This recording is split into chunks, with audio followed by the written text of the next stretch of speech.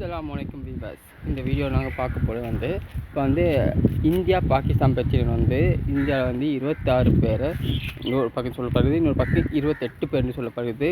அதில் சிலருங்களை 2 முஸ்லீம்கள் இறந்துட்டாங்கன்னு சொல்லப்படுது. இன்னொரு பக்கம் ஒரு முஸ்லீம் சகோதரர் இந்த இந்து சகோதரர்களை காப்பாற்றுறதுக்காக வேண்டி போராடி அவர் உயிரை விட்டார் என்று ஒரு பக்கம் மேன்சப் பண்ணப்படுகிறது.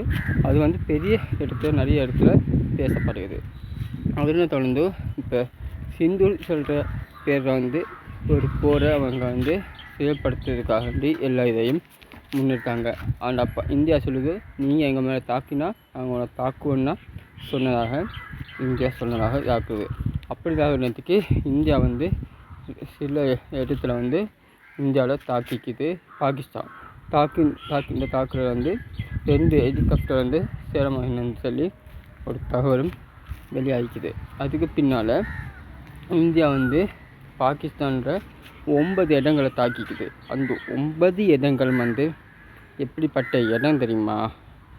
அதுவும் தீவிரவாதிகள் இருக்கிற இடங்களாக பார்த்து தான் இந்தியா பாகிஸ்தானை நோக்கி தாக்கிக்கிறது என்று சொல்லப்பட்டிருக்குது.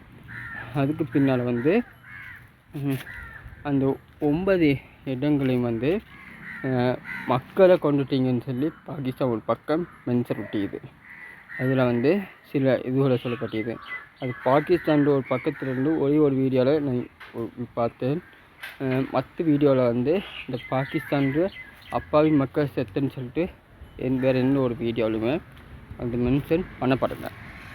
சரி, அப்படி போயிட்டு பாகிஸ்தான் அந்த ஆயுதங்களை இந்தியா பக்கம் 700 விடுறாங்க. ஆனால் எந்த இதுவுமே இந்தியாவுக்குள்ளே சென்றாகலை.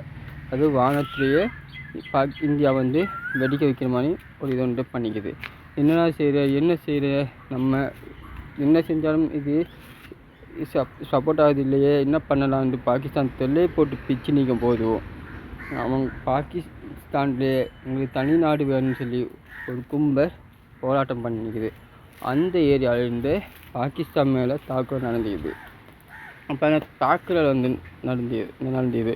இந்த தாக்குதல் யார் நடத்தினான்னு சொல்லிக்கும் போது தான் அவங்களுக்கு விளங்கிக்குது. அப்போ அதனை கொண்டு என்ன செய்யுதுன்னு தெரியாமல் பாகிஸ்தான் நடுவில் நிற்கிது. ஆமாம், பாகிஸ்தான் செஞ்ச தப்பு தான்ட்டு பாகிஸ்தான்ற ஒரு தலைவரை கத்தி எங்களை அல்லாதான் மன்னிக்க மாட்டான்னு சொல்கிற மாதிரி அவங்க இது செஞ்சாங்க. இன்னொரு பக்கம் பார்க்கும்போது கேட்டினாங்க, இந்த இந்தியாவில் இருக்கிற முஸ்லீம்கள் பாகிஸ்தான் பக்கம் சப்போர்ட்னா பாகிஸ்தானுக்குள்ளே போயிடுங்கண்டு. ஆனால் பாகிஸ்தான் இருக்கிற முஸ்லீம்கள்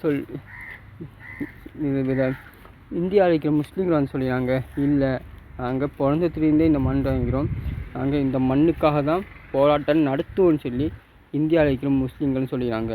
அடுத்த கேள்வி கேட்கப்பட்டது இல்லை ஸ்ரீலங்காவில் இருக்கிற முஸ்லீம்கள் யார் பக்கம் சப்போர்ட் பண்ணுறீங்கன்ட்டு ஒரு கேள்வி எழுப்பிக்கிறாங்க.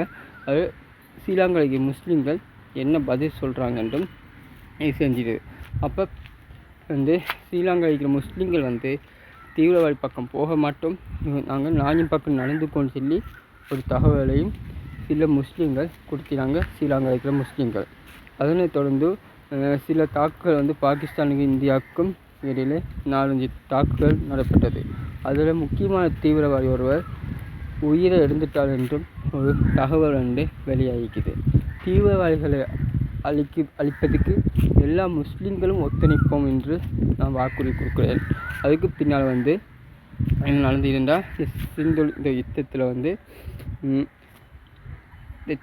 தீவிரவாதிகளை அழிப்பதற்கு ஆன எல்லா இதுகளையும் எடுத்தினாங்க. ஆனால் இந்தியா விட்ட ஏவுகணைகளை பாகிஸ்தான் தீவிரவாதிகள் இருக்கும் அந்த பகுதிகளை மட்டும்தான் அவங்க தாக்கிக்கிறாங்க தவிர மக்களுக்கோ இராணுவத்துக்கோ இல்லை போலீஸுக்கோ எந்த ஒரு ஆபத்துமே இல்லை. அங்கால பாகிஸ்தான் இருக்கும் அந்த கட்சியில் இருக்கும் அந்த இதுகளுக்கும் ஒரு ஆபத்தும் வரலை.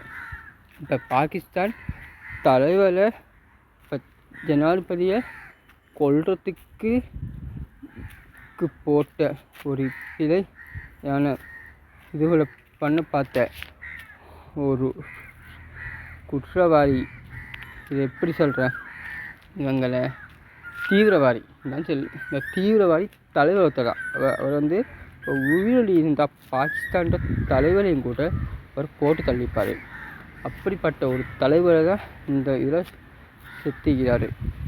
அவர் மவுத்தாயின்னு சொல்லவே வெக்கமாக்குது. ஏன்டா அவர் தீவிரவாதி ஆகினால அவருக்கு மவுத்துன்னு சொல்கிறத விட அவர் செத்துட்டார் அப்படின்னா நம்ம அவரை மென்ஷன் பண்ணி ஆகணும். ஏன்னா தீவிரவாதியாக இருக்கிறவர் ஒரு முஸ்லீமாக இருக்கிறதுக்கு தகுதியான இல்லாதவர், செத்து போயிட்டார்.